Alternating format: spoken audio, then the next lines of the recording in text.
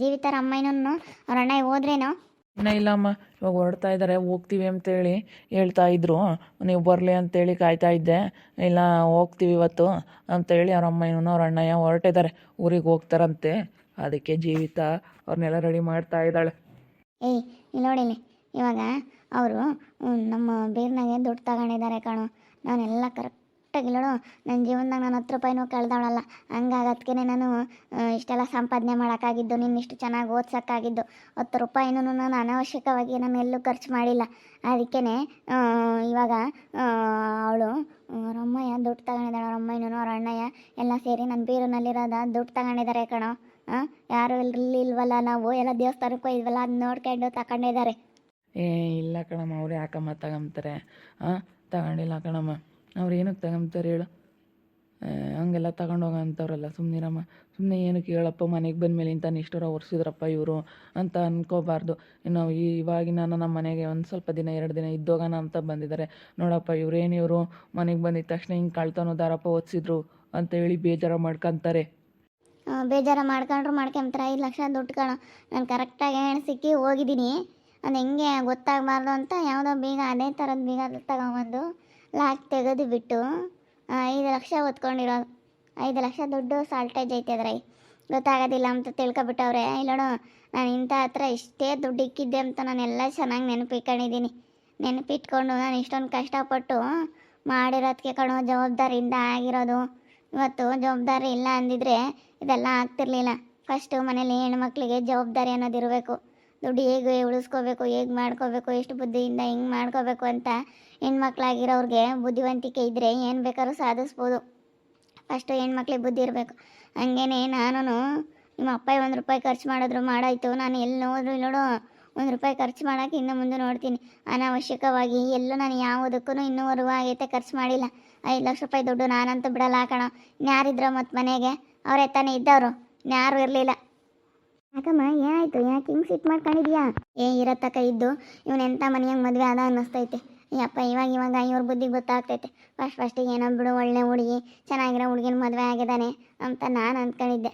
ಆದರೆ ಇವನು ಹೋಗಿ ಇಂಥ ಕಳ್ರನ ಮನೆಯಂಗೆ ಮದುವೆ ಆಗಿದ್ದಾನೆ. ಅಲ್ಲ, ನಾನು ನಿನ್ನೆ ದೇವಸ್ಥಾನಕ್ಕೆ ಹೋಗಿದ್ವಲ್ಲ, ಆವಾಗ ದುಡ್ಡೆಲ್ಲ 5 ಲಕ್ಷ ದುಡ್ಡು ಎತ್ಕೊಂಡಿದ್ದಾರೆ.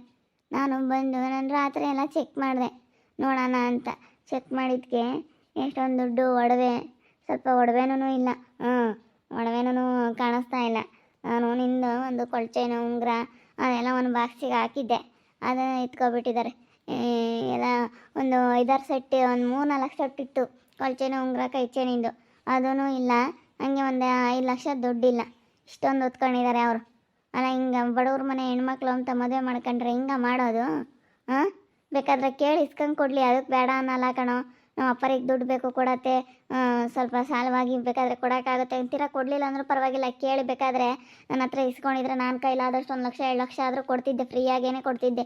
ಕೊಡಲಿಲ್ಲ ಅಂದರೂ ಪರವಾಗಿಲ್ಲ, ಯಾವಾಗಾದರೂ ನಿಮ್ಗೆ ಇಷ್ಟ ಬಂದಾಗ ಕೊಡ್ರಿ, ಕೊಡೋಕ್ಕಾಗಲಿಲ್ಲ ಅಂದ್ರೆ ಸುಮ್ಮನೆ ಆಗಿಬಿಡ್ರಿ ಅಂತೇಳಿ ನಾನು ಫ್ರೀಯಾಗೇ ಕೊಡ್ತಿದ್ದೆ. ಆದರೆ ಅವ್ರು ಇಷ್ಟೊಂದೆಲ್ಲ ಮಾಡಿದ್ದಾರೆ ಅಂದರೆ ನಾನು ಮಾತ್ರ ಸುಮ್ಮನಿರೋದಿಲ್ಲ. ನಾನು ಅಷ್ಟೇ ನೋಡತಕ್ಕ ನೋಡಿ, ಇವ್ರ ಬುದ್ಧಿ ಸರಿ ಇಲ್ಲ ಕಣೋ. ಏನೇ ಅಂದ್ರೂ ಅಂತರ ಮನೆ ಮದುವೆ ಆಗಿಬಿಟ್ಟೆ ನೀನು. ಅವರು ನಮ್ಮ ಅಕ್ಕನಿಗೆ ಹೆಂಗೆ ಬೈತಾರೆ ಗೊತ್ತೇ? ನಮ್ಮ ಮಾಲಿಗೆ ಚೆನ್ನಾಗಿ ಬೈತಿರ್ತಾರೆ. ಅವ್ರೇನು ಹಂಗೆ ಏನೋ ತಿಳ್ಕೊಬಿಟ್ಟವ್ರೆ. ಇನ್ನು ಯಾವಾಗ ಬೈಯೋದು ಅವಳಿಗೆ?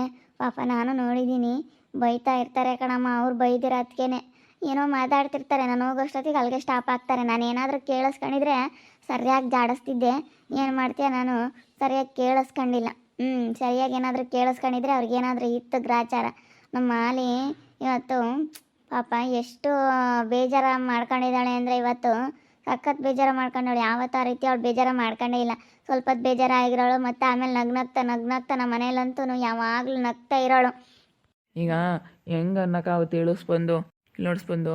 ಇವಾಗ ನಾವೇನಾದ್ರೂ ಅವ್ರಿಗೆ ಅನ್ನಕ್ಕೋದ್ರೆ ನೋಡಪ್ಪ ಇವ್ರ ಮನೇಲಿ ಇರೋದಕ್ಕೇನೆ ಈ ರೀತಿ ಅಂದರು ಅಂತಾರೆ.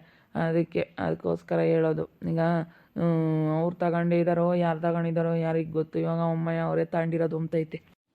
ಬೀರಿನ ಮುಂದೆ ಚಿಕ್ಕದಾಗಿ ಒಂದು ಕ್ಯಾಮ್ರಾ ಹಾಕ್ಸಿದ್ದೀನಿ. ಆ ಕ್ಯಾಮ್ರಾದಲ್ಲಿ ಅವರೇ ತಗೊಂಡಿರೋದು ಅಂತ ತೋರಿಸ್ತಾ ಐತೆ. ಕ್ಯಾಮ್ರಾ ಚೆಕ್ ಮಾಡ್ಸೋಕ್ಕೆ ಗೊತ್ತಾಗಲ್ವೇನೋ ನನಗೇನು? ಹಿಂದೆ ಪ್ರೆಸ್ ಮಾಡಿದ್ರೆ ಗೊತ್ತಾಗುತ್ತೆ. ನಾನು ಇದೇ ಕಾರಣಕ್ಕೇ ದುಡ್ಡು ಒಡವೆ ಇರೋ ಅಂಥ ಬೀರಲ್ಲಿ ನಾನು ಚಿಕ್ಕದಾಗಿ ಒಂದು ಕ್ಯಾಮ್ರಾ ಹಾಕ್ಸಿದ್ದೀನಿ. ಆ ಬೀರಿನ ಮುಂದೆ ಆಗಲಿ, ಅದು ಲಾಕರ್ ಮುಂದೆ ಹೋಗಿ ಯಾರಾದ್ರೂ ನಿಂತ್ಕೊಂಡಿದ್ದಾರೆ ಅಂದರೆ ಅದೆಲ್ಲ ಕಾಣಿಸುತ್ತೆ. ಅವ್ರು ನಿಂತ್ಕೊಂಡಿರೋದು ಆ ಕ್ಯಾಮ್ರಾದಲ್ಲಿ ಕಾಣಿಸ್ತಾ ಐತೆ, ಆ ಲಾಕರ್ ಮುಂದೆ ನಿಂತ್ಕೊಂಡಿರೋದು ಎತ್ಕೊಂಡಿರೋದು ಎಲ್ಲ ಕಾಣಿಸುತ್ತೆ. ಆ ಬೀರಿಂದ ಏನಿದೆ, ನನ್ನ ಬೀರಿಂದ ಏನು ಕಾಣಿಸುತ್ತೆ ಆ ಥರ ನನ್ನ ಕ್ಯಾಮ್ರಾ ಹಾಕ್ಸಿದ್ದೀನಿ. ಅದು ನಿನಗೂ ಗೊತ್ತಿಲ್ಲ. ನಿಮ್ಮ ಅಪ್ಪ ಇಂತಾಗೆ ನಾನು ಮೊನ್ನೆ ಹಾಕಿಸ್ದೆ.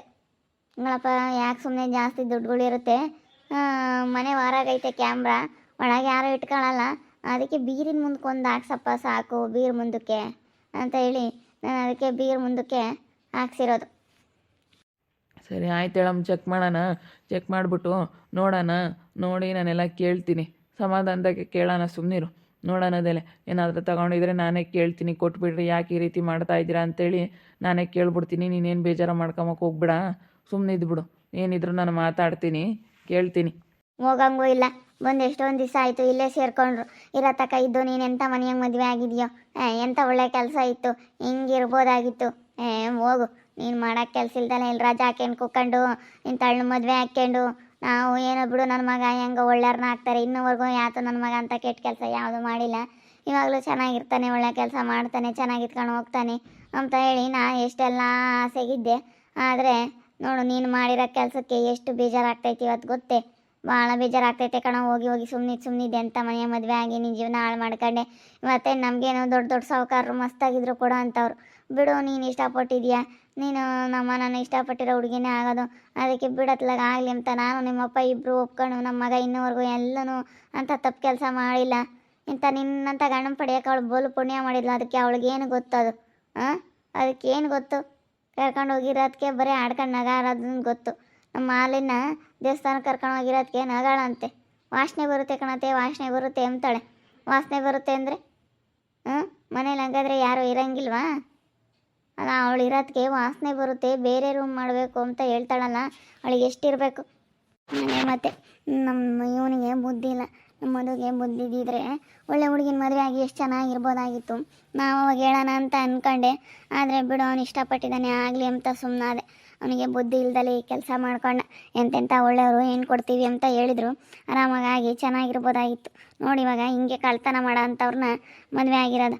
ಅವ್ರಿಗೆ ಏನೋ ಇಲ್ವಲ್ಲ, ಅದಕ್ಕೆ ಬಿಡು ಇವ್ರ ಮನೆಯಾಗೆಲ್ಲ ಮಸ್ತಾಗೈತೆ ಎತ್ಕೊಂಡು ಹೋಗ್ಬಿಡೋಣ ಅಂಬ ಅಂತ ಬುದ್ಧಿ ಅಷ್ಟೇ. ಏನೇ ಅಂದ್ರೂ ಅವರು ಹೊರಡ್ತಾ ಇದ್ದಾರೆ ಅಂದರೆ ಬಿಡಬೇಡ ಕಣಮ್ಮ. ಅದೆಲ್ಲ ದುಡ್ಡು ಏನು ತಗೊಂಡಿದ್ದಾರೆ ಅದನ್ನೆಲ್ಲ ಕೊಟ್ಟು ವಾಪಸ್ಸು ಹೋಗೋವರೆಗೂ ಬಿಡಬೇಡ. ನೋಡೋಣ ಅದೆಲ್ಲ ಏನಾಗುತ್ತೆ ಆಗಲಿ. ಅಲ್ಲ, ಇವನು ಏನೋ ಬಿಡು ಚೆನ್ನಾಗಿರೋ ಹುಡುಗಿನ ಮದುವೆ ಆಗ್ಯವನೇ, ಚೆನ್ನಾಗಿ ಒಳ್ಳೆ ಹುಡುಗಿ ಅಂತ ನಾವು ಅಂದ್ಕೊಂಡಿದ್ರೆ, ಆದರೆ ಇಂಥ ಹುಡುಗಿನ ಮದುವೆ ಆಗಿದ್ದಾನೆ, ಹೋಗು, ಇಂಥವ್ರ ಸವಾಸ ಬೇಡ ಕಣಮ್ಮ. ನಮ್ಮ ಮಾಲಿ ಏನಾದರೂ ಚೆನ್ನಾಗಾಗಲಿ, ಅವಾಗಿರೋದು ಅವ್ರಿಗೆ. ಅವಳು ಚೆನ್ನಾಗಿ ಆಗಬೇಕು, ಅವ ಮಾತಾಡೋದು, ಅವಳೇನಿಲ್ಲ ತಿರ್ಗ ಇವ್ರು ಮಾತಾಡಿರೋದು ಒಂದಿರೋದೆಲ್ಲ ಹೇಳ್ತಾಳೆ.